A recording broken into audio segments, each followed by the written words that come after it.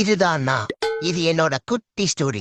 பொறக்கும் போதே பேக்மேனோட பேக்கப் மாதிரி பிறந்தனால எனக்கு பயனா என்னன்னே தெரியாதுன்னு வாழ்ந்தேன். அதே மாதிரி எங்க வீட்லயும் என்னை அன்பா அரவணைப்பா பாசமா புரோட்டீன் எல்லாம் கொடுத்து வளர்த்துனாங்க. நானும் அப்பப்போ எனக்குள்ள பேட்மேன் பவர் இருக்கிறதா நினைச்சு பூனைகளை எங்க ஏரியால அசால்ட் பண்ண பாப்பேன். ஆனா எவனும் ஒரு இன்ச்சு கூட அசைய மாட்டானுன்னு, ஒரு பஞ்சுக்கு கூட பதற மாட்டானுன்னு.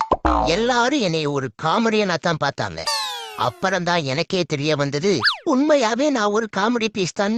அப்பதான் ஒரு முக்கியமான முடிவெடுத்தேன். எங்க ஏரியால என்னைய பல தடவை அடியோ அடின்னு அடிச்சு துவைச்ச ஒரு பெண் பூனைய எப்படியோ மிஸ்மரைஸ் பண்ணி மேரேஜ் பண்ணேன். அது மூலமா என் வம்சாவளிய வீரமாக்கணும்னு பார்த்தேன்.